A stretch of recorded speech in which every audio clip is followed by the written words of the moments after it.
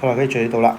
咁咧呢度有一個 circle 啦，咁佢就話 RT 同埋 VU 係 parallel 嘅。RT 係個 angle bisector of 個 SRU，所以呢隻角同呢隻角一樣。好，俾個名佢叫 X 先。跟住 RTS 係33度，URV 都係33度。跟住我哋揾角 RUT。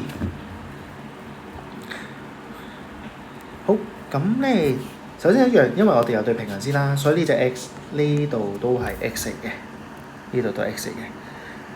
好啦，咁如果呢度 X 咧，咁我哋可以用 angle sum of triangle 啦，可以揾到呢度咧就係147度減 X。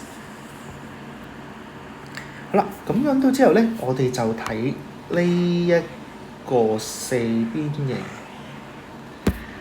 呢個四邊形。好啦，我呢個四邊形咧對角，因為佢係圓來接四邊形啦，所以對角加埋會係180度嘅。咁所以呢邊咧就會係33加 X 啦。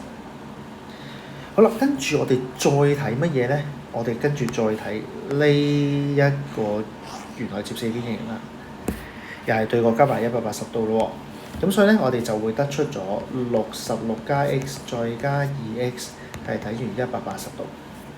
咁啊180減66啦，跟住再除3，所以我哋可以知道 X 咧就係38度。好啦，我哋知道 X 係38度啦。咁跟住我哋仲可以做啲咩？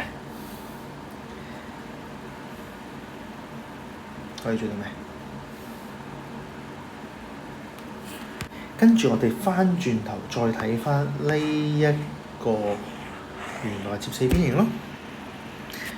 呢個加呢個加呢個加呢個就會係180度。咁所以咧，角 RUT 加38加38加33等於180度。咁就唔記得180減38乘2啦，再減33，咁所以咧就會等於71度。所以答案就係 D 啦。